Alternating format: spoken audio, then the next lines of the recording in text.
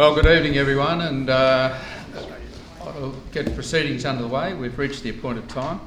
Firstly, welcome to everyone to this special council meeting as we are convened as a planning authority to deal with one planning item, and that's development application for 18 Wentworth Street, Bellerive, Wirksworth Park, obviously known as, or Wirksworth House. Before proceeding, I'd like to acknowledge the Tasmanian Aboriginal community as the traditional custodians of the land that we're meeting on tonight, and pay our respects to elders past and present. I'd also like to remind everyone that the meeting's being recorded audio-visually and will be available on the website later this week.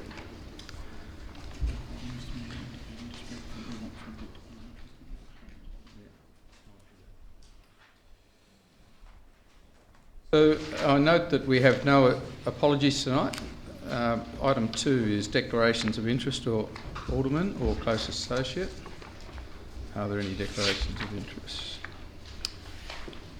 Thank you very much. Moving on to the report itself, we start proceedings in this by public presentations or representations. There will be a 3-minute limit on the time that presentations can be afforded, and then there's an opportunity, if the presenter is willing, to engage with the alderman. Some of the aldermen may have questions that they wish to ask. I might point out too that there is no parliamentary privilege in this proceeding, so I would ask everyone, including elected representatives, to remember that as we conduct the debate and have our discussion period. So, if I could call forward speakers one at a time. General Manager. Thank you, Mr Mayor. Our first speaker is Linda Luther from Bellerive, who wishes to address council in respect of this matter. If you can come forward, please.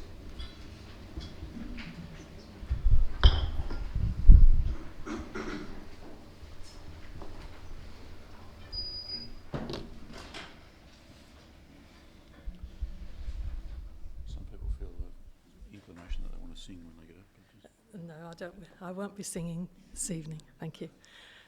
Good evening, everyone. Chairman.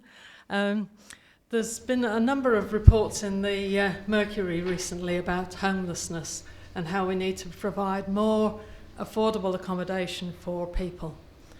There's lots of things saying what the government should do about this and what the minister should do about this. And I say, what should we do about this? What should I do about this? And what I'm doing about this is encouraging Clarence to support this development, because it's an important development for people who are potentially homeless, people who are aged in the community. If we approve this project, there are 50 people who will be accommodated in this who otherwise are at risk of homelessness. I think it's important that Clarence does its share to accommodate these people. It is a well-situated project. It is near to shops, it is near to public transport, and there is plenty of road space and plenty of provision in the facility itself for parking. So there's convenient access for staff, for visitors and for residents. It uses part of Wirksworth Park, and I know this is a problem for many of you, but it is a small part of Wirksworth Park. I walk past it often, and I have never, well maybe once or twice, seen anyone using this part of the park. So to say it's... Look, I really need to point out at this point that in this chamber everyone should be able to make their point of view without fear or favour of being held down. It is a public gallery certainly, but people do need to be respected as they make their presentations, and everyone that has listed themselves as available to speak has that opportunity to do so uninterrupted. Thank you. Thank you. Yes, so I walk past often and I've not seen people using the space. There is also much of Wirksworth Park still available for use. There's also the Wentworth Park that is further along. There's the Bellerive Park and play area to the other way, and there's all of the beach that's available as public space. So there is plenty of space available. And we will lose some heritage trees well, I'd call them old trees in a very poor state of repair. I'm fond of trees, and in my time I'd have planted over 1,000 trees to revegetate areas. So I'm familiar with trees. I love trees, but these are old, withered, and beyond their use-by date. So, what does a person need who is at risk of homelessness? Do they need a tree? Do they need a home? Well, I suggest that they need a home. We can provide the home, and I urge Council to support this project. Thank you. Next speaker, Mr Mayor, is Cheryl Lock. Sorry, if I could just interrupt for a moment. Are you happy to take questions from the Alderman? Absolutely, yes. So, do any of the Aldermen, would they like to ask Ms Luther a question? Alderman James.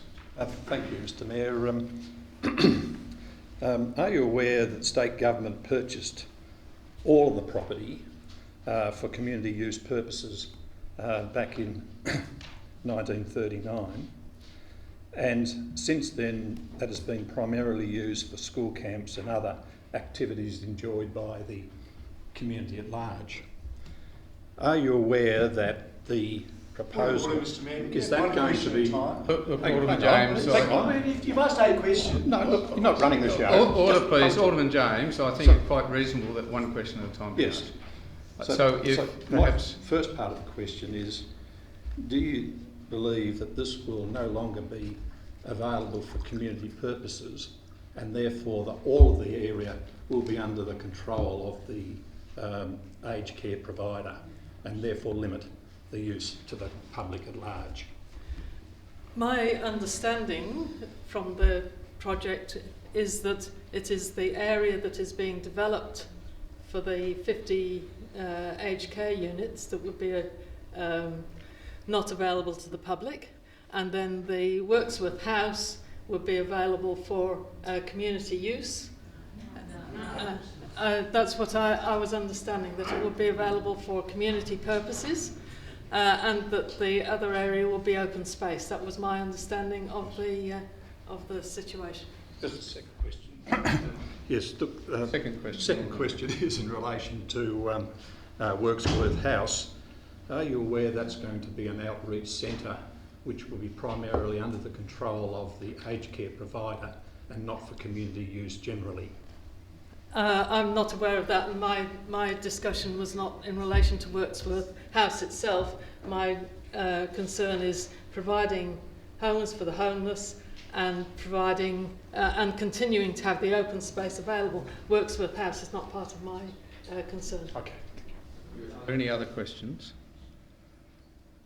Thank you very much, Ms Luther. Thank you. Thank you. Next speaker, Mr Mayor, is Cheryl Lockley of Belrive, who wishes also to address Council.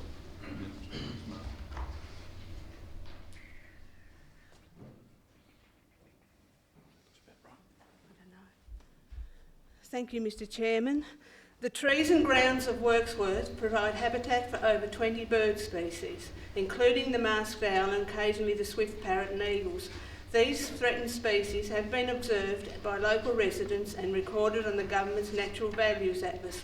The DA does not contain a detailed species service. This has been dismissed as being irrelevant in the planning report. A proper threatened species survey must be undertaken. The construction of 50 aged care units in a highly built up area, a residential area, has the potential to cause environmental nuisance and harm. My concerns are there are 15 residential premises on the Worksworth boundary and many others adjacent to the site. There will be dust and noise from the demolition of the many large healthy trees. There will be dust and noise from the enormous amount of infill the project requires, at least 2,000 tonnes. There will be dust and noise from the construction of the many raised timber walkways. Many elderly residents, including myself, have chronic medical conditions which makes us sensitive to the increased dust and noise emissions. There will be safety issues due to the increased traffic along Alexandra Esplanade during construction. No construction management plan has been supplied with the DA. This must be submitted to Council and Heritage Tasmania for approval.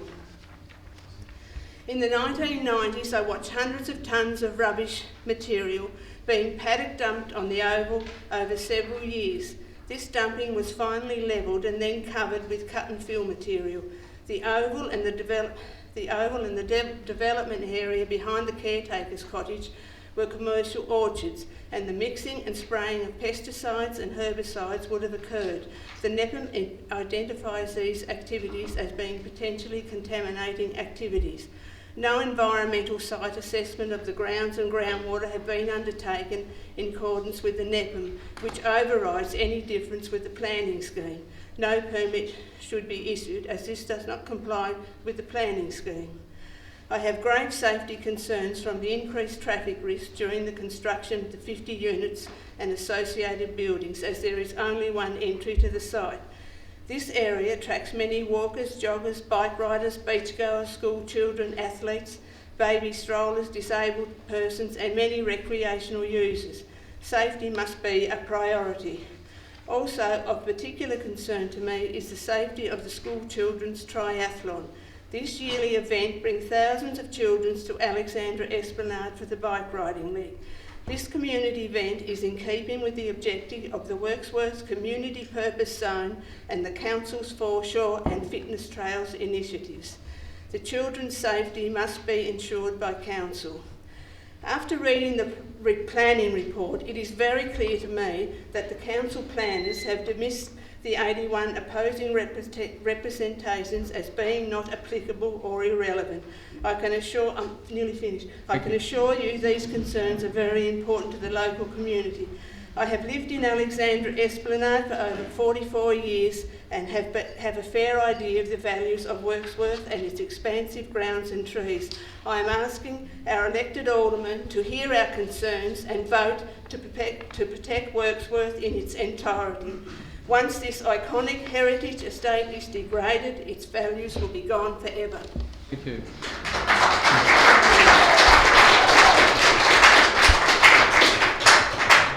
Look, once again, I must ask the public not to express, people have got to be able to talk without fear or favour, and they should be able to do so without being intimidated or otherwise by a reaction in the room. So if you'd please respect that. Ms Lockley, would you be prepared to take questions from Alderman James? Thank you, Mr Mayor. Mrs Lockley, do you see any limitations on the public usage of the open space in the grounds of Wirksworth House? Yes, I do. Could you explain, please? It will be used by Wintringham for outreach services. It's now used for the Education Department, which is a community purpose zone. We can go there and talk to the Education Department and have a look through the building if we want. It's a community purpose zone in Wirksworth House, and also around it there's 42 car parks that the community are not going to be able to use when they walk their dogs or go to the oval over the road. That space is going to be used for Wintringham as well as cutting out the public. Any other questions from Alderman? Thank you very much. And for the other two speakers, when that tone sounds, it actually informs you that there's actually another 30 seconds to wind up the presentation. So, thank you. Next speaker is Mr Paul Gray, also of Bell Reeve. Mr Mayor, wishes to address Council in respect to the same matter.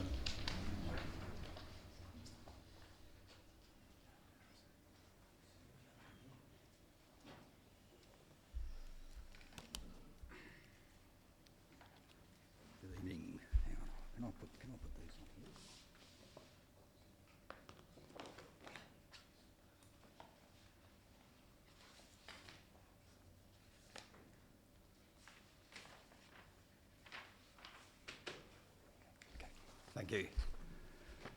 The Crown proposes to build on an area once known as Frog Hollow, a site recognised as an inundation zone and arguably a waterway under the Urban Drainage Act 2013.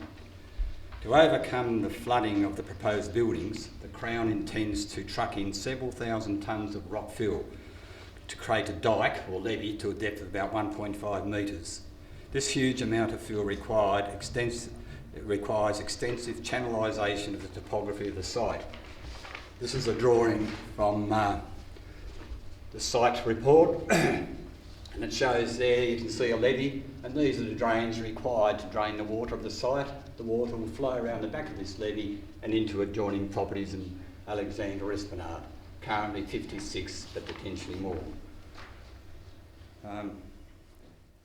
So the levee bank would push, so as a result of these levees, consequently some 1,000 square metres of elevated decking up to 1.5 metres above ground level are needed to level the site for people to get round. The levee bank would push surface water flow in a northwest direction, it's called flow path 2, through the rear of 73 South Street, then apparently back into 56 Alexandra Esplanade. The site servicing report states the depth of the redirected surface water flow will be 150 millimetre higher than the pre-development water level. Recently altered landform at 56 Alexandra Esplanade would certainly result in flooding, 50 millimetres of flooding of the unit at 73 South Street, and channel surface waters, and would channel surface waters into basically 54, 58 and perhaps even 50 Alexandra Esplanade. Bellerive would end up with Clarence's first canal development at Venice of the South. The DA fails miserably against the performance criteria P1 of the Development Code for riverine coastal investigation area, low, medium, high inundation hazard areas. The flooding is pushed into someone else's property, unacceptable under the code. The significant alteration to the topography of the land is in fact demolition. This change of use of a heritage place has not been addressed under section 9.5 of the planning scheme. On both counts, a permit should not and cannot be issued. Perched on top of this levee bank, so here we are, and perched on top of this levee bank here, which you can all see, hopefully, the Crown proposes to build a facility. Occupants will easily look over the existing boundary fences into adjoining properties. Council report states, the design of the living units located along the boundaries would be single storey with a maximum height of 6.83 metres above natural ground level. The existing boundary fences are about 1.8 metres high. The living units are to have their floor levels at about that height, so that the northern units would tower over the fences by some 4.7 metres. So, you know, that's how tall they'll be. The property at 58 Alexandra Esplanade would have at least 3 bedroom windows looking into their children's rooms and into their back deck. A 3 metre setback and the promise of future gardens do not provide resolution of the overlooking, nor the immediate loss of privacy. The change of use of a heritage place requires consideration of likely impact of the purpose on the use of proposed use on the residential amenity of the area. This consideration has not been done and the permit cannot be issued. Also, the impact of the levee bank and the height of existing groundwater and soil salinity is unknown. The Crown has failed to provide an environmental site assessment report. According to the council report, the dumping of several thousand tonnes of fuel into a former frog hollow is not an issue. But that's 2 bob each way. I'm afraid you do have to wind up there. Okay, Thanks it's very not much. an issue, but the trees will help drain it anyway. Thanks So basically... Look, I'm sorry, but there Okay. is no more time. Yep, thank you. So much for democracy, Doug. That's I accept it. Thank you. Happy to take questions. Thank you. Are there any questions? No, too easy. It appears not. Thanks very much. Mayor, next speaker is Mr James Lockley of Bellerive, who also wishes to address council in respect to this matter.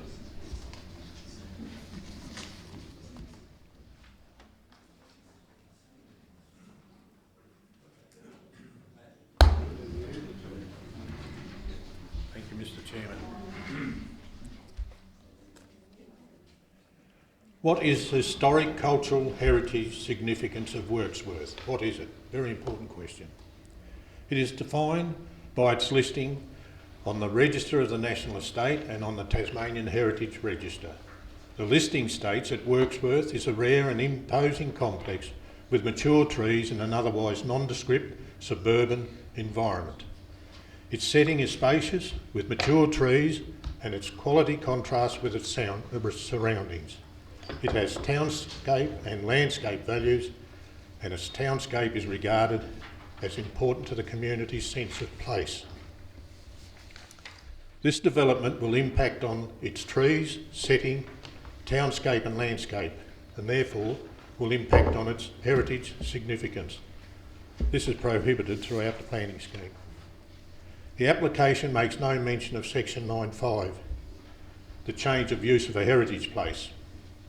This section states that the planning authority must have regard to all the information required under that section before determining an application. This information has not been supplied, so the DA does not comply with the scheme. What is demolition? Demolition is defined in the scheme as including any change to the natural or existing conditions or topography of the land, including the removal and destruction of trees. So assessment of this development under the scheme should be for demolition. The application contains an assessment of the development under the building and works other than demolition.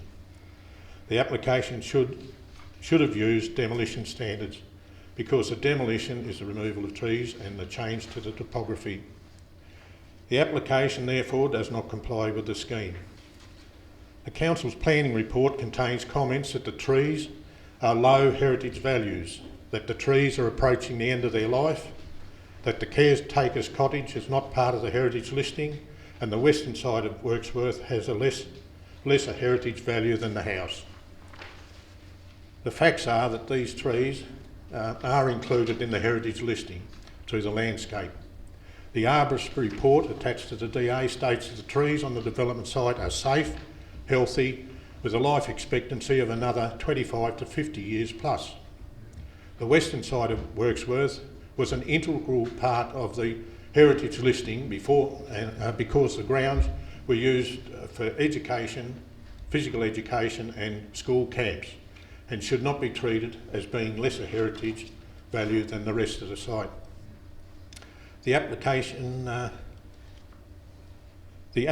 does not comply with the scheme. The project does not comply with the discretionary requirements of the scheme in that it does not augment and support the existing no permit and the permitted uses of the house, the stables, the caretaker's cottage and the car parks and the grounds. Under this discretionary use, this should be available to its existing uses. I put it to the Council that the application does not comply with many of the requirements of the scheme, so Council must refuse this application. Are you happy to take questions? Yeah. Are there any questions? Alderman James. Yes, thank you. Mr. Lockley, what's your view on the matter that all of the land at 18 Wentworth Street, including Wirksworth House and the grounds and the aged care facility, do they enhance the use of the land for community purposes? Yes, the existing uses of the land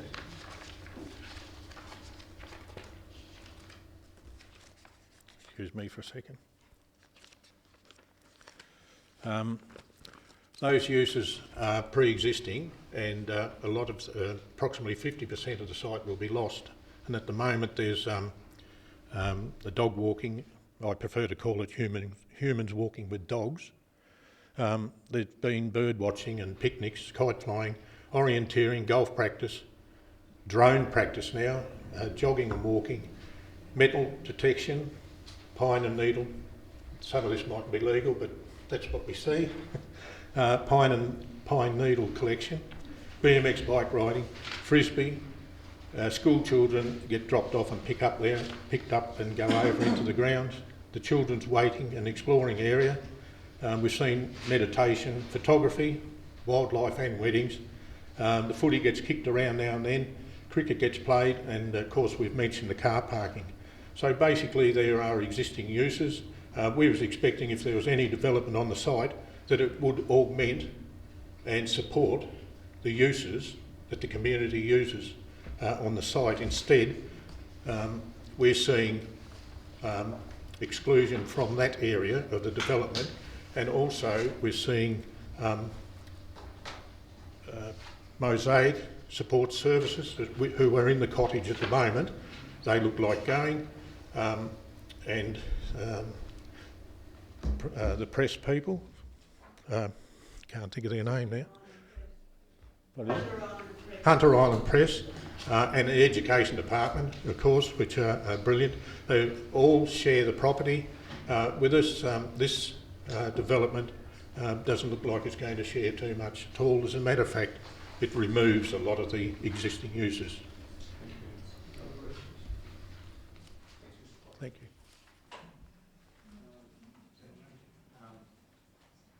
The next speaker is Mr. Richard Gilmore from Communities Tasmania. Mr. Mayor, I just need to raise it in the under our normal practice in terms of procedural fairness to balance up the yes and the no cases. If I can, would Mr. Gilmore get up to 6 minutes? Leave of the meeting. That's the practice. Okay. Well, I think in the interest of procedural fairness, and you've dropped the gong on a couple of people now at 3 minutes. I think the developers briefed council before. Well, I move that we put it to the vote, Mr. Mayor. Look, at this stage, are you happy with 3 minutes? It's that's the guidelines that we've got. Look, I'm happy.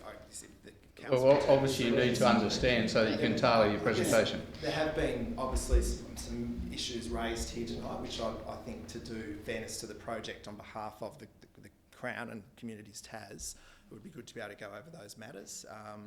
But I can give a brief overview about the project from our perspective in terms of Communities Tas, and I'm happy to sort of focus on those issues straight away if that's council. And then obviously if anybody would like questions after that, then I'm happy to answer them. I think that's the best way to go for it, yeah. So, look, the clock starts when he starts. My point, Mr. Mayor, is procedural fairness. That's my point. In terms of procedural fairness, if there are any questions that Alderman want to pursue in the question period after, then the indications are that he's quite willing to do that. So I think that's the way we'll deal with it. So we've got 3 minutes off the top, and then after that, question time. Excellent. Thank you. Thank you, Mayor. Look, my name's Richard Gilmore. I work from Communities Tasmania, and I think it was Linda who spoke first, who talked about the challenges we as a community face in the provision of social and affordable housing. Obviously in the southern end of the state we're seeing a number of matters come to bear which makes this even more pressing. Our government released the Affordable Housing Strategy, Tasmania's Affordable Housing Strategy in 2015, and very generously funded the first Affordable Housing Action Plan to deliver programs to address the matters raised in that strategy and the objectives of that strategy, one of which was the delivery of a specialist aged care service to provide a tailored service to meet the growing need for older Tasmanians who are on low incomes not being served by the aged care system. To that end, there were several invitations made, or an open invitation made to aged care service providers, which we received 2 subsequent submissions, and one of those, Winteringham, was successful to secure 40 Australian ACAR funding bed licences for a residential aged care facility. The site that was supported by the Australian government, and that was put up by us, was part of the Wirksworth Park site. We are proposing a project that will deliver a 50-bed residential aged care service or facility on that site. It is aged care to be run by Winteringham. In combination with that, we're proposing the use of the current Wirksworth estate building as a housing support and outreach service to support older people in the community who are also on low to moderate incomes who need to be supported in their home. And that's a key service of how Winteringham operate in Victoria. And I will say that Winteringham are recognised as a leader in aged care provision and recognised internationally. There's already been some very positive things come out of the Royal Commission in respect of Winteringham and the services they provide.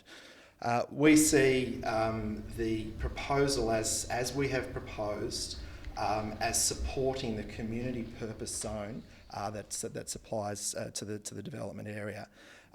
We do not see the provision of a Winteringham residential aged care model on the site to be at the expense of continued community use of the site. And we have, from the beginning, been very open to conversations around what can be done to satisfy community and council that land will be preserved and made available for community use. We're also incredibly open to discussion and dialogue with organisations like the Friends of Wirksworth about how they can have a continued role in the future use of the Wirksworth estate building. And we will remain the owners of the building, so therefore we can set in place appropriate lease and tenure arrangements that would support those outcomes. Whilst there will be, and the Hunter Island Press, their lease is being maintained. We don't have any plans for that building, and they're happy to continue to occupy. The Department of Education currently has a lease on the site at the moment, and they were talking about leaving before we started our project. You're happy to take questions? I am happy to take questions. Okay. Any questions? Alderman Jones, and then Alderman Walker. Thanks, Mr. Mayor. Mr. Gilmore, you mentioned that that the owners of the land is the Crown, obviously. It is. And given that, is the aged care provider given exclusive use of Wirksworth House, and in particular the open space in the grounds abutting that? And is there any limitations that would be imposed upon the public in order to be able to use that for community use purposes? They will have obviously the right to where the construction site, where the development area is for the residential aged care. In terms of Wirksworth Estate, in terms of the house, Featherston Manor and surrounding areas, they will have a lease over that area, but also with other tenants as well. In terms of community access to the building, we would like to see some proposals about how we can preserve that, and that there are some potential facilities within the building that could be utilised for a community purpose. And I'm thinking meeting rooms and those types of things for community-based groups. We've delivered similar outcomes at other heritage properties that we own, that we sublease to community organisations for the provision of services. We're more than happy to have dialogue to ensure that the community can continue to utilise and access the property in an appropriate way. And the second question is in relation to the outreach services that have been provided within Wirksworth House. That seems to be ill-defined in the very nature of how that would operate. Do you see any conflict between the high school, which abuts Wentworth Street, and also the activities that may result from outreach services that are being provided within Wirksworth House? Can you clarify what you mean by the services? So basically it's an outreach service into the community. So it's about utilising the current building for office accommodation, which is currently what it's utilised for.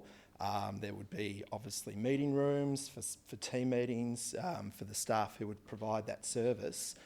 Just in respect of that and the compatibility with the school, I just want to tease that out a bit. Yep, I just was wondering as to whether or not some of those services that are being provided by an outreach service, that's what's obviously been, would have any impact upon the school which is in the immediate vicinity of that, or is it merely just an admin block and just does a lot of primarily primarily it's for providing services to older residents in the community.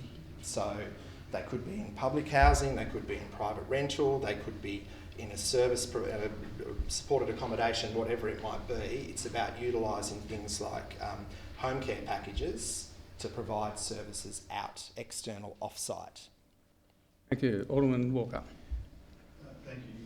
Thank you. You might have just touched on it then, but in your presentation you talked about this project delivering tailored services. I'm wondering if you can expand a little bit more on what these services are likely to be. In terms of the integrated aged care, the model that's operating out of the Wirksworth estate. So effectively, the way that Wintringham's model works is they provide residential aged care. So it's an inward-focused residential aged care facility. Residents come in and stay until they leave, effectively, because they're end of life.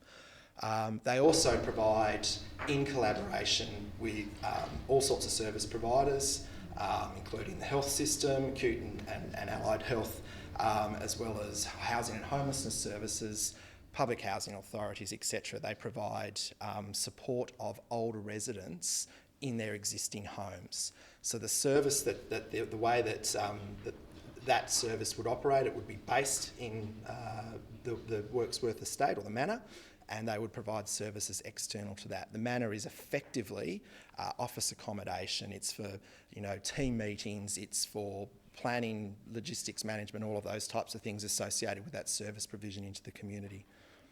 The outreach, we are sort of deviating somewhat, but the outreach services are along the lines of what modifications might be needed to a home or what other services those people might need to stay in place and age in place. Indeed, and it is obviously aimed at lower income clients, some of whom have other significant challenges, either to stay in accommodation they can afford because of health related issues. So it's about supporting them in their current accommodation if it's appropriate, or finding them an alternate accommodation out in the community if they're homeless or etc. And it also provides an intake pathway for the residential aged care facility that they provide as well. And again, you probably have a lot of time, but do you want to? You talked about this with this submission, the granting of the ACAR licences, and you just sort of elaborate more on what they are and So the ACAR is the funding mechanism provided by the Commonwealth Government. So 40 beds were supported, so we have current funding for a 40-bed facility, and I guess in principle approval for an additional 10 beds, subject to us successfully having a project that can proceed. So it's the annual recurrent funding that goes to Wintringham to provide the residential care model in the actual residential care facility. It's 4 million, slightly over 4 million per annum. And that's what funds the nurses, the orderlies, GP staff, all of those services that you normally associate with residential care. So if this project isn't to go ahead, those ACAR places don't get reallocated within the state, they effectively evaporate? That's correct. They're allocated to Wintringham, so they were the applicant, and they're the ones who bring the funding to the table, effectively.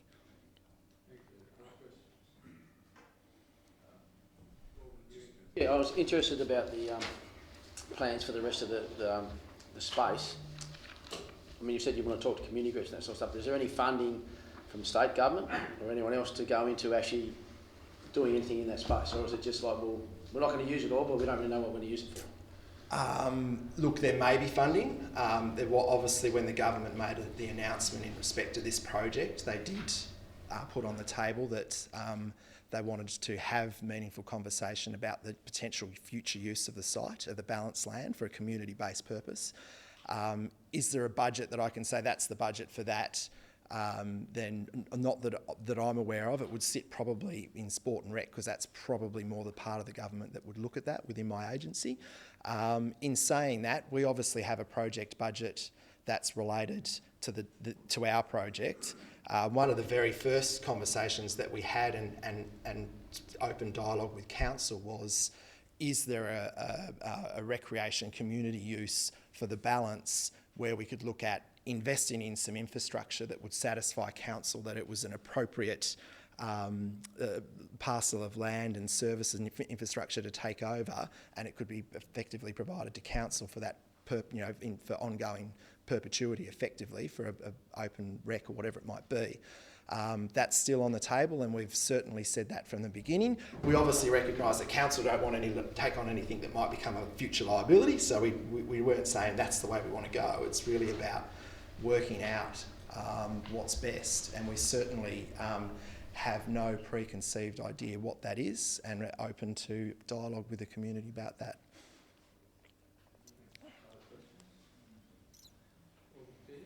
Thank you, Mayor.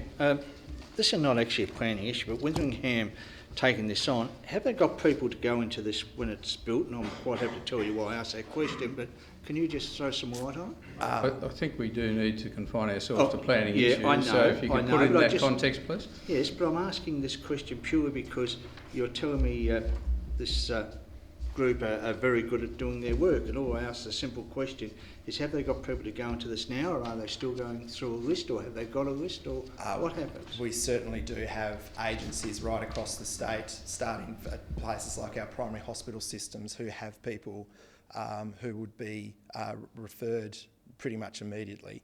I mean, the sad fact is that a service like this could probably be filled up 3 or 4 times in the first 12 months. I don't doubt that, but I've seen this happen before. It just goes on and on and on. One of the things here which just worries me a little is point 13 in our recommendation. Now, we're supposed to make a decision, but yet we've got, prior to commencement of development, the construction management plan must be submitted and approved by Council's General Manager Asset Management. The construction plan must include, and this one here, operating hours, that's fine, but then we come to noise and vibration controls. Vibration controls, well, you know, we're supposed to make a decision. I've got no idea what they're talking about when we hear vibration. Vibration controls, is this going to have effect on surrounding areas? I've got no idea. Do you know anything about that? Look, I might ask the General Manager. Yeah, that's one of our permit conditions. That's and fine. I'll ask the General Manager thank you. to clarify. Mr. Mayor, that's a standard condition we put on a development of this nature, particularly working in the vicinity of a heritage property. It's part of when the developers or proponents understand how they're going to structure the development. We would ask them for a whole list of things that we need to sign off on first. In relation to the vibration stuff, it's just about surety around any blasting, or not suggesting there is blasting, but around those types of activities to ensure that adequate safeguards are in place prior to those activities actually being undertaken. That's a standard condition that we put on a lot of developments of this nature. All right, so now our stormwater and sediment controls, we've got that listed, so hopefully that's a new addition, so I'm quite happy with that. I have a question. Yes. It's not a matter of what you're happy no, with at this stage, Alderman I understand Pearce. that. I've just seen that what we've already answered, so I don't need to go through that. Thank you, Mayor. Thank you. Are there any other questions? Alderman Mulder. Mayor, the outreach packages that you talk about are already provided, I believe, from the Clarence Clinic here, to a large degree. But my question really relates to, are any of the sort of services that you plan in the outreach, in that ill-defined bracket of outreach services, will any of them be provided on site now, or even possibly in the future? And if, you know, and what controls will there be about you just changing the nature or the, you know, location at which those outreach services are provided? Sorry, what controls to stop us changing? So, for example, now there's a current model of service delivery where, you know, the nurses and the podiatrists and all those other people work out of Wirksworth, which is what I think you're proposing, and that they go and visit people in their homes to provide those outreach sorts of services. That's correct. My question relates to, they are, as I am aware, as I understand it, pretty well supplied already from the community clinic up here, where they have community nurses and people that do those sorts of things. Secondly, and then the other issue raised is that that's the current model of services as I understand it. What controls will there be to say that doesn't expand with some new service delivery model, that some of that may not come back and involve services on site, like clients who don't live on the premises coming to consulting rooms, for example, for services and things, or for medical, you know, treatment, and what controls are there? Is it the thing about those things coming back to this council to say we approve of that sort of use because changes of use might have some community impact. So that's what I'm just saying. What is there to stop you from changing the whole mix and model of services without doing any further consultation or coming back to this council? So the service that's being proposed is a new service. It's not being provided in the state. We don't have a tailored service for lower income older people in the community that's specifically targeting them. This is a key need area that we've identified. In terms of the types of controls, just thinking in our discussion previously, if, say, a community group were to come to us and say, we want to start using the facilities within Wirksworth to run meetings, that would be people coming on site. How would we limit or control that? Because that could have, traffic movements, etc., etc. I think what we're proposing is the current estate building is used as office accommodation. There are all sorts of services that have leased that space and used for various things. At the moment, it's the Registrar for Education. There have been a number of other services, though, in that area, providing on-site meetings, that type of thing. We are not going to... we're talking 9 to 5 office accommodation, working normal hours. It's not 24 hours as I've seen documented here out of that building. It would have the normal controls that it currently has. If we were going to substantively change, then we'd need to go through a change of use, and that's when council would be able to look at what we're proposing and make a decision. Are there any other questions?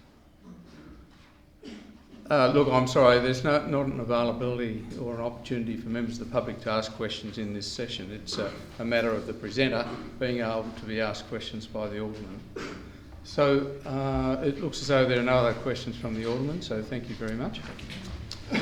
And we now proceed to the formal hearing of the motion. Before doing that, I'd like to point out that the permit conditions are proposed to be amended, or the proposal has been amended with an additional clause, which is, I think... Clause 23. Clause 23?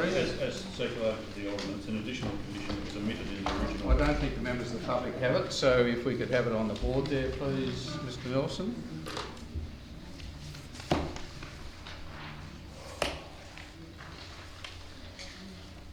It's there in bold. If you could read it out, please, General Manager.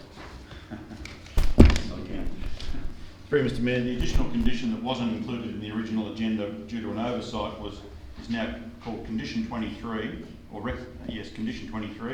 It says overland storm water flow entering and leaving the site must be managed to the satisfaction of Council's Group Manager Asset Services, such that the risk of inundation due to overland flow in extreme rainfall events is not increased for properties adjoining the site. That's the only amendment. Thank you. So item 3.1 is the development application 18 Wentworth Street, Bellerive. Alderman James. Thank you, Mr Mayor. I have circulated another proposal, and all members of council should have received that. Do we have a seconder, please? Alderman Mulder, thank you. Alderman James. Thank you, Mr Mayor. I won't read it out in its entirety, but other than to say that the development application be refused for a number of reasons, and I'll speak briefly to these as per the circular that I have handed to my colleagues. The proposal does not satisfy performance criteria 17.3.5P1, as all of the land at 18 Wentworth Street, including Wirksworth House, the grounds and the aged care facility, do not enhance the use of the land for community purposes. And I say all of the land as part of this proposal, which is in the hatched area handed out. The other, item 2, is the proposal does not satisfy performance criteria 17.3.1P1, as the residential care facility, respite centre and the multiple dwellings will operate 24 hours, 7 days a week. And that is part of the community purpose zone under 17.3.1P1. Number 3, the proposal does not satisfy performance criteria 17.3.5P1 as the outreach services within Wirksworth House are ill-defined and potentially unsuited to the area of public recreation in close proximity to a high school and do not enhance the use of the land for community purposes. And as I mentioned earlier, that is dealing with what is appropriate use of the land, all of the land at 18 Wentworth Street for community purposes. Number 4, the proposal does not adequately satisfy performance criteria 17.3.5P1 for community purposes for this land in that it fails to address the community-wide infrastructure issues, and that is stormwater inundation. There's some on-site treatment of stormwater, however effective, but then it fails to meet the wider community purpose, the community purpose of solving the community-wide problem of frequent inundation. And my 4th point is in relation to traffic issues. A traffic impact assessments take into no account of the future growth of the traffic on Clarence and South Street. And this, in fact, may lend to traffic problems in relation to as to whether or not the street and the road network can handle additional traffic movements, etc. Mr. Mayor, there's a number of matters that have been addressed in this motion, and I would sum up by saying, is the site able to be used for community purposes when in fact I believe it is not? The section of land, or that area of land that the aged facility is being built, is one part of the development, but it's part of the development that is proposed as the development application for 18 Wentworth Street. The grounds that abut the Wirksworth House, and it's my understanding that they will be for the use of the aged care provider in order to able to provide some outdoor outings and the use of that land in conjunction with the administration office and buildings at Wirksworth. So in actual fact, all of this land is not, as it always has been intended, and from the state government's perspective, be used for the benefit of community purposes. And I believe that it's an inappropriate development, and I seek council's support. Alderman Mulder. Thank you, Mr. Mayor. I agree with Alderman James on a number of those issues. First of all, the area is zoned for community purposes. These are not defined in our planning scheme, and the units that are there will be actually occupied personally by individuals, and the community would be excluded from those dwellings. Housing is a personal purpose, not a community purpose. The outreach services are ill-defined, and they can be changed, and the mix of services in this industry is changing all the time. And there is no, in fact, the change of use, those outreach services aren't even addressed in either the application or in the officer's report. They can be, they're not even addressed there. So no change of use is required under this planning permit. Neither is there any requirement to consult with the community on changing those purposes. Then we have traffic issues. The South Street traffic is increasing already due to Clarence Street congestion.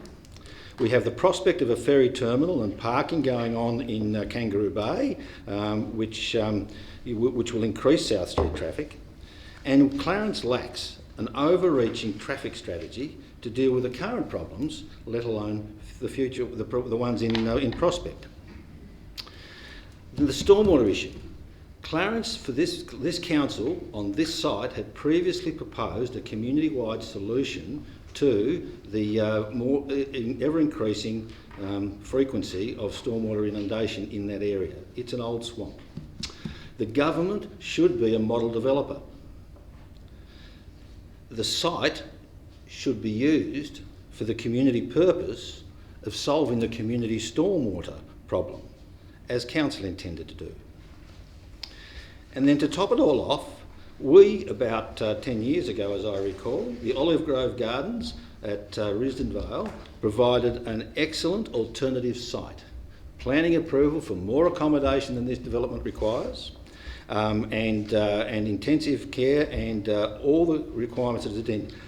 Why do we have to pick this particular site when a private developer has come up with a first-class model and land has been assigned for that already?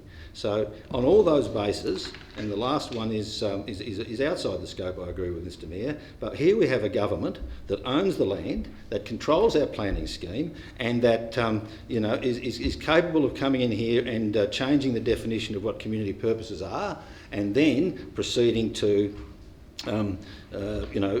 put this thing on there, and once it's there and operating, this council loses all control, as does the community, of what occurs on an area that is supposed to be community purposes.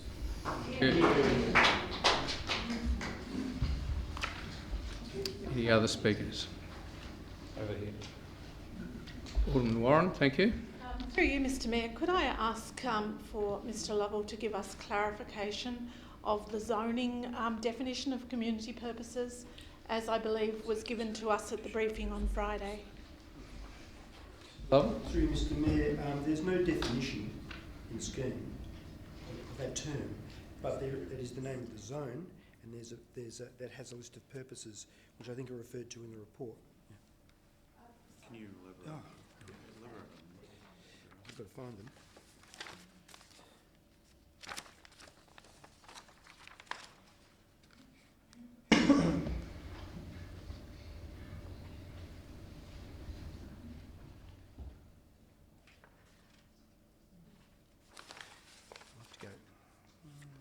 Go to the zone. Just bear with me, Mr Mayor, I can look it up.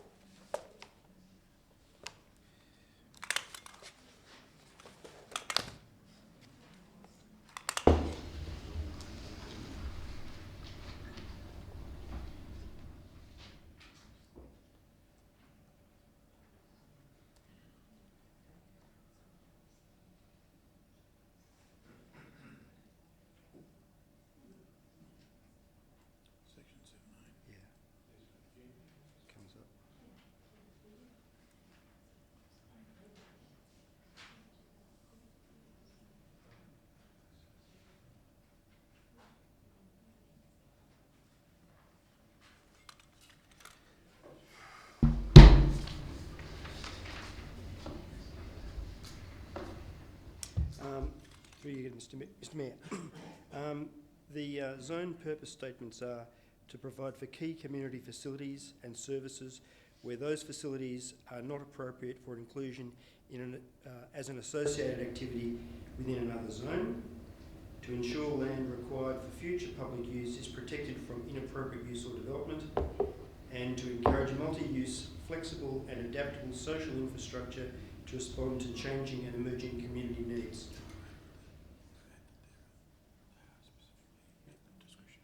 And can I just add to that, the uses that are possible are contained within the tables of use. So, for example, permitted uses include the business and professional services, community meeting and entertainment, and in the discretionary uses, residential is also included, subject to only if it's for residential aged care, respite centre or retirement village, or multiple dwellings for the aged or community housing.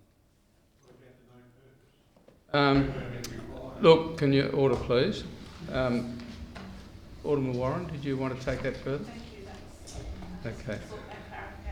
Are there any other speakers? Right, a reply? Thank you, Mr Mayor. And the state government purchased the property, all of the property, at 18 Wentworth Street for community use purposes. The proposal that is before us deviates from that community use purpose proposal that was established by the state government, and it has been used by the community for many years for school camps, etc., and other activities.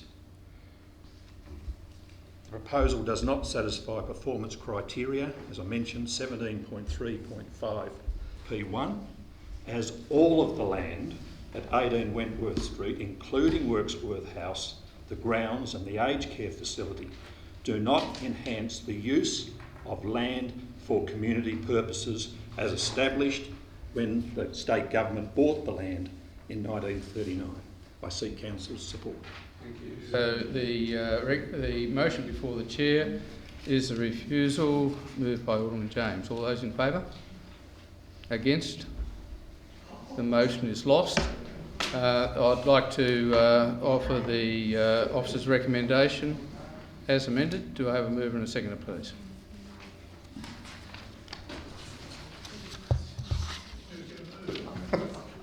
Well, in the absence of any mover or seconder, I guess the motion lapses. Alderman Walker? I move the motion as listed in the agenda. Do I have a seconder? I second the motion. Thanks, Alderman Bonnelly.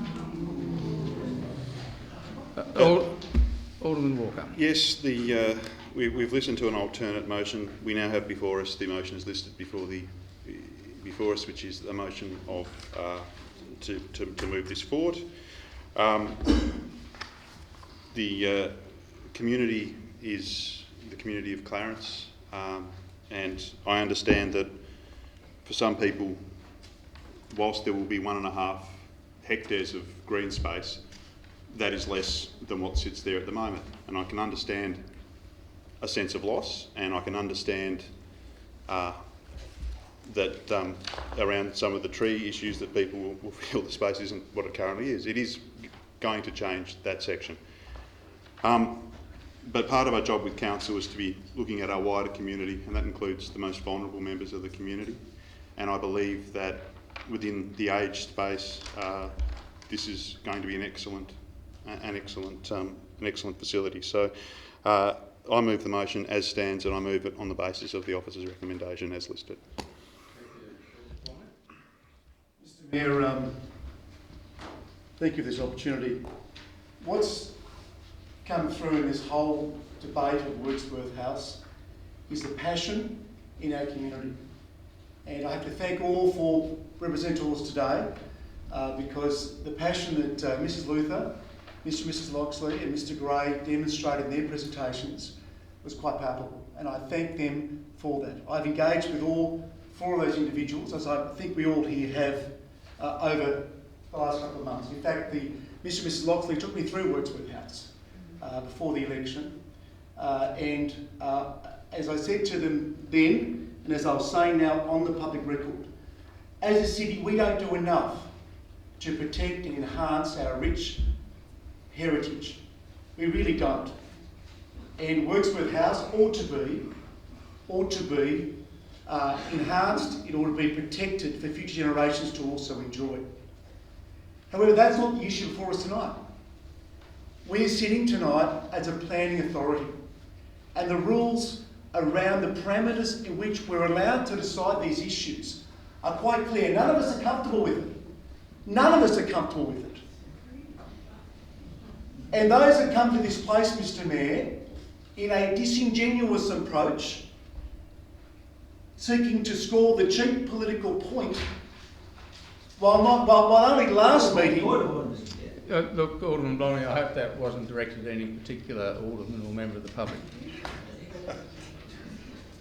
If so, if so, I'd ask you to withdraw it. Well, Mr. Mayor, I will withdraw it because I certainly wasn't directed towards any member of the public, not at all. The same applies to your colleagues around the table. Mr. Mayor, indeed. So we sit here tonight as a...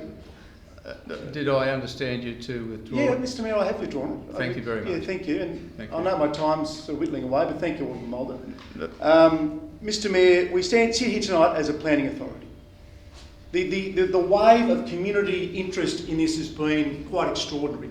To receive 88 representations and 7 or 8 of those in favour, depending on which part of the report you read, and the rest of them against, I think indicates that there is a very exercised segment of our community that feel very strongly about this, as indeed all 12 of us here do tonight as well.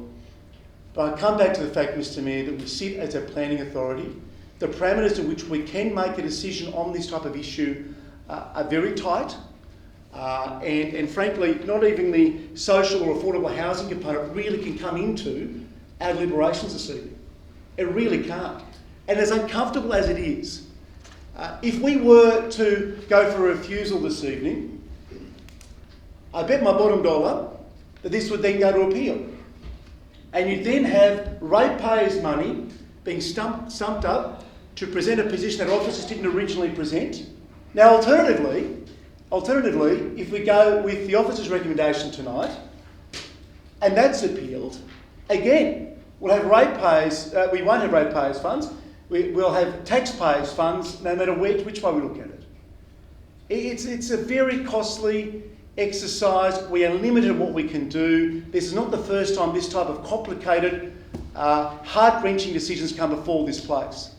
But leadership is about making the tough decisions, and this council needs to show leadership on this.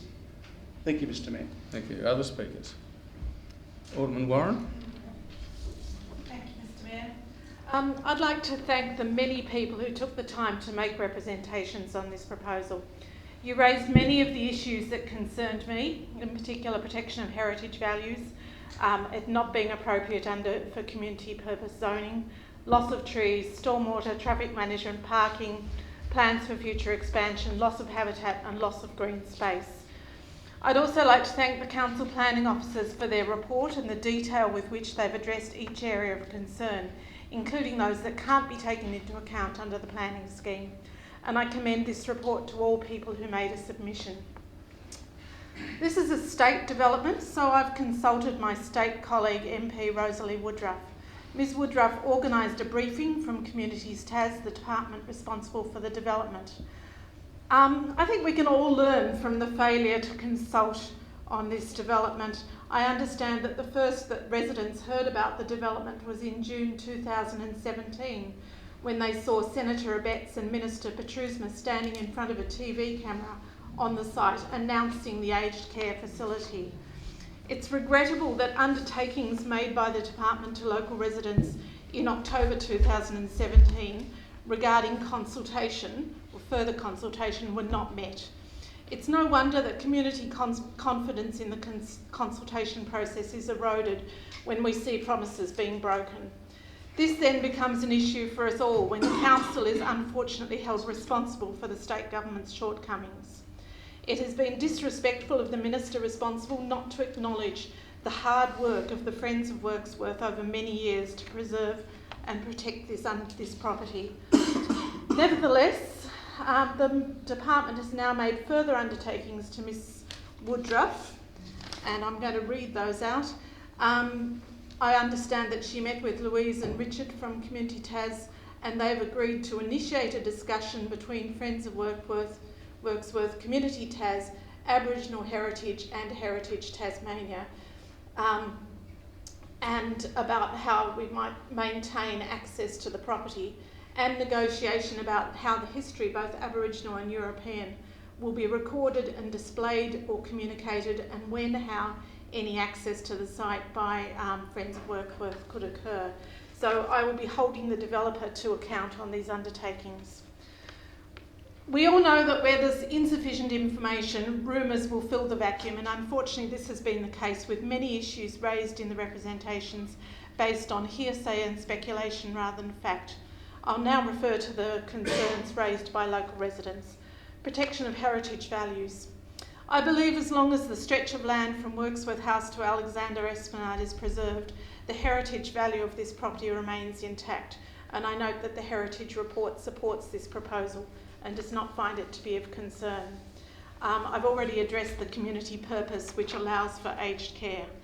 Loss of trees, well, this was one of the points that concerns me the most. However, as one representative points out, the trees on the site are predominantly of a species that degenerate and die over time. Many mature trees that frame the avenue to Wirksworth House remain untouched, and the proposal outlines appropriate replacement of trees which will both enhance the site and provide privacy to neighbouring residences. I'm comfortable with the council's permit conditions to address stormwater and traffic management. In fact, I believe the stormwater plans will result in a better level of service to existing residents. The number of parking spots on site is sufficient for the number of residents, many of whom will no longer be driving. Plans for future expansion, we can't take into account what may or may not happen in the future, but I will strenuously resist any incursion into the remaining green space. Finally, to the development itself.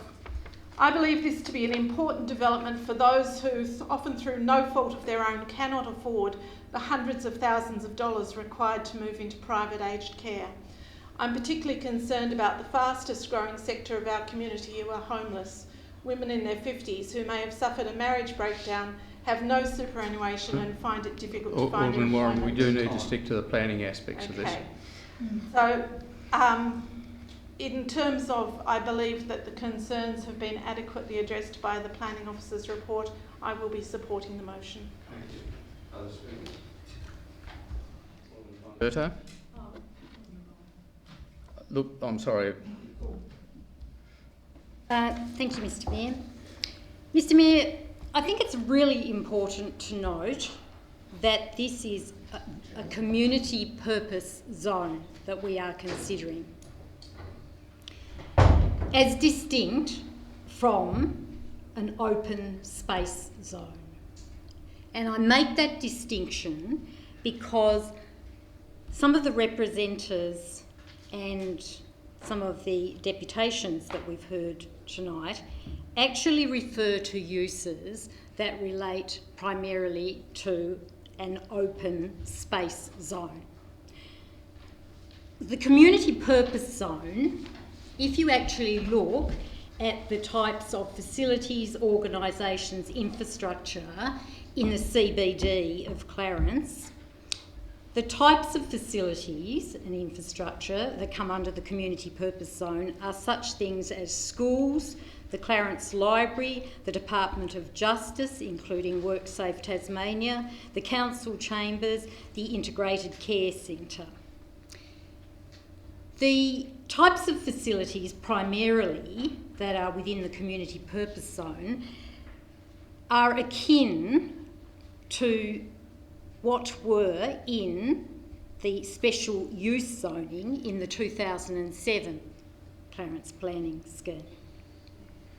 I think that's really important to note the distinction between the two types of zone. That's the first thing. The next thing is that as a permitted use, one of the permitted uses is business and professional services, but the qualification is only if it's an office for a community-based organisation. Winteringham is definitely a community-based organisation. I have looked on their website and I have actually been briefed with the other aldermen in relation to Winteringham, and it is a not-for-profit organisation. It is definitely a community-based organisation. The other use class that we are looking at is discretionary, and as was said earlier, that is residential. Once again, there's a qualification only if residential aged care, respite centre or retirement village or multiple dwellings for the aged or community housing. This proposal fits well and truly into that qualification. When we actually look at clause 17.3.5, the discretionary use, it has the objective to avoid the commercialisation and privatisation of public land intended for community use. Under clause 7.5.4 of the planning scheme, a planning authority may consider the relevant objective in an applicable standard to help determine whether a use or development complies with the performance criteria for that standard. And so, in looking at the performance criteria, which actually says discretionary use must complement and enhance the use of the land for community purposes by providing for facilities and services that augment and support permitted use or no permit required use. Obviously, we are looking at a not-for-profit organisation working in partnership with the state government to provide the accommodation and services that have been detailed. So, the objective to avoid commercialisation and privatisation of public land intended for community use is certainly met. I think it's important to note that where there's no definition of terms within the planning scheme, then we need to consider the common usage of words. And earlier on, the words augment and support were used to say that the residential component would not augment and support. I cannot agree with that. When I look at the definition of augment from the Merriam-Webster online dictionary, it actually says to make greater, more numerous, larger or more intense. I believe that this particular development actually augments and supports the business and thank you, the business and Lomberto. professional Thank services. You. Thank you. Other speakers? Alderman Mulder, I think you indicated you wish to speak. Pat? Mr Mayor, let me get this straight. I don't doubt the need for these facilities. Who could? But there are alternative places that are existing that don't... Alderman Mulder, please. The need for this in terms of is not relevant. It's the planning application we need to focus on. Planning application, and many of the speakers here have stressed the need for these particular premises. I don't doubt that need. The premises, the main use is so-called aged care. But we all know that these places are used by people who are not aged. They are for all our young... We all hear of the young people finding themselves in these aged care facilities due to a lack of other side of accommodation. They're used for crisis care, respite care, and for those who are in crisis need of accommodation generally. So the use of the word aged care in this context is an extremely broad one. So, you know, to keep saying, oh, these old people need a home is, to me, is just taking us off the point a little bit, because aged care, like so many other things in our planning scheme, is not clearly defined. Now, we need to be upfront and say that aged care is actually only part of what will happen on this particular site. And that is my concern when it comes to outreach services, which aren't really part of the thing, and the fact that the outreach services could involve things that we would find inappropriate to this area. But in the end, here we are. I've made my points a few times before, so I don't intend to go on too far, but I'm just trying to point out that aged care is a little bit of a broad envelope where you can sneak all sorts of things in, you can sneak all sorts of services, outreach services, into that umbrella, and some of those, and those things can occur without the community being consulted and without ever coming before us before. So I am deeply concerned that the state government here is just pushing something through because it suits it and because it might save a few quid by not having to buy other land for which this could be used. Alderman Newington. Thank you, Mr Mayor. I suppose when we talk about the definition of public open space and community spaces, I mean, you know, coming from my background, obviously having it available for a sport and recreation space would be fantastic, and I'd certainly love to see that happen, but that's not what we're talking about today. But the issue is there, it has sat there for a long time, as long as I can remember, and really nothing much has happened with it. And I mean, really the reality is that this is outside of our control in terms of what happens with the land, because it's state government owned and they're the ones that have made the decision this is where they want to go. And as been mentioned by some other aldermen here, we have to base our decisions based on what the planning scheme says and what we're allowed to do along those lines. So just because we don't like it or we think there's a better use, which I think there would be, but I can't use that as a reason to knock it back. You know, the council staff do a great job with the way they go through these documents, and I'm sure they put a lot of time and effort into working out how well that fits with the scheme. And if there were major problems there, they would have found it and you know, brought it to our attention. I mean, personally, I would have thought an option would have been to sell the land to the highest bidder, put some houses in there, take the money, build a place twice as big, and then redevelop the site and turn into a better park and playground. But that's not on the table either. But either way, I think we all recognise that this is going to be appealed, and as an alderman who is learning the ropes and getting an understanding of what we can and can't do in these situations, I don't think that it would be wise for us to knock it back and incur further cost to the community by doing so. I certainly think that there's a need for this, and my only hope is that we can end up with a win-win for everyone, and I hope we do that. I know some people here that are pretty passionate about the site, that have lived there for a long time, and would like to see some things done to it, but I just hope that we can move forward and recognise that something like this is a needed service in the community, and that we keep the pressure on the state government and ourselves and the community to come up with some other use for that space and that land that gives us a win-win for everyone in terms of some public open space that complements our community as it exists at the moment, and certainly the new one that's proposed for this site. So it's a tough one, but I suppose, like I said, I mean, just because we don't like it doesn't mean we can sit there and say, I don't want to do it. But yeah, I think it's... Thanks. Other speakers? Alderman James? Thanks, Mr Mayor. If this was a permitted use, it wouldn't come to council. It wouldn't be in the discussion in this place tonight.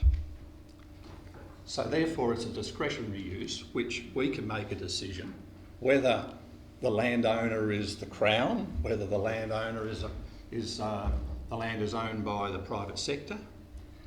And the proposal is discretionary because it does not meet the acceptable solutions. And under the scheme, that relates, and the discretion has to be exercised for use, hours of operation, stormwater management, heritage and inundation. So the previous speakers have said, look, our hands are basically tied. We've got no option really other than to approve this. That's wrong. That is not the answer. The simple fact of the matter is this is a local planning authority, and there have been instances recently where the people power have actually decided on whether or not a particular project ought to go ahead, and that has been on the basis of merits. It was so-called contrary, some have said contrary to the planning scheme, and it wasn't. The council has the option to exercise its discretion and either approve or disapprove this project. And there's no doubt about that at all. And for those new persons on this council, then they ought to be able to understand that if it's permitted, it's no-go, Joe. But if it's discretionary, we need to go through the facts and also the common sense approach that a number of people who have, in this particular instance, have submitted 80 representations because they are concerned about this being the land that's basically owned by us, the taxpayers, the ratepayers, to be able to decide on whether or not that land and the development remains in the public hands, alternatively is basically handed over, even though on a lease, to the private sector. And they can basically do what they want to with that land. With that land. Stay with the in relation to, yes, application. let me finish. Alderman James. I'm summing up. Okay. No, it's not a matter of time, it's a matter of staying relevant. Okay, all right. Okay, I knew you'd come in with that shot, Mr Mayor. Well, thanks for the invitation. Yeah, I know. You're very quick to have a shot, you know. So look, the reason that this particular project will go ahead is because the council has decided that it's appropriate for the area and, in my opinion, have not taken into consideration the people who actually own the land and therefore they're being denied the land for community purposes. I will not support the recommendation. Thank you, Alderman James. Do we have another speaker, please? Yeah. Alderman Edmonds. There's been a lot to consider and a lot to read, in particular with this DA. I think all or most aldermen would agree that all the presenters have been fair-minded, from Communities Tas, Wintringham, Friends of Wirksworth, all the submissions, reports and countless conversations in the community. I think it's worth noting one person we haven't really heard from at all in this debate has been the Housing Minister, Roger Yench, which I think is very disappointing considering we have a very well articulated housing crisis in this state. I take it you'd want to hear from him as Planning Minister. Sorry? I take it you'd want to hear from him as Planning Minister? Did I say Housing Minister? Yes. He is the Housing Minister. Yes. Planning is. Well, perhaps if we heard from any minister. Perhaps if we heard. Anyway, I'm sorry to interrupt you there, but we do need to focus on the planning aspects of this. Of course. I absolutely understand the intent of the previous motion that was put, but I think it sort of illustrates the issue that we have with planning, is that that's the best that could be come up with. So I think it was pretty wafer thin in terms of a way to say no. I think we could go on forever if we had the social versus heritage debate here, and I certainly have thoughts in that area, but they can't really affect this decision, as others have touched on. Within the planning grounds, and having read the report and the submissions, and staying out of the social debate on this topic, I see no other way to go forward and support it. Yeah, and I think Alderman Ewington summed it up, where we are a planning authority here and we're dealing with this, and not that, you know, I've got to be the first person to admit, like many others, that I'm not overly happy with it, but, you know, it is for residential aged care, including respite and independent living. And the thing that worries me, I know a person that lives in his car and, you know, lives in his car because he can't find this, and you know, you wonder why I want to support it, because I don't want to see people living like that. I really don't. And I think, you know, all the speakers have spoken really well tonight, and there's certain people that will just ignore what I've just said, but there are people like that, and hopefully this will be some benefit. Right, a reply, Alderman Walker. Thank you, Mr Mayor. Look, I appreciate the presenters that came before us tonight, and I thank Alderman Blomley for again highlighting the depth of representations we received, the passion, and certainly that occupied my mind as I reread through many of those representations today. Also appreciate the contribution from Alderman Bonberto, Mr Mayor, around, you know, clarification of the community purpose zone. I think that's a really salient matter. I don't consider this to be something we're dealing with that is a mission creep. It's not crisis accommodation. It was pretty well spelled out what this facility is going to be for.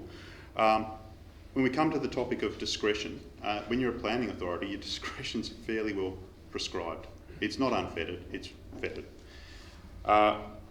So I thank the contributions, I thank the respectful debate that was had around this table.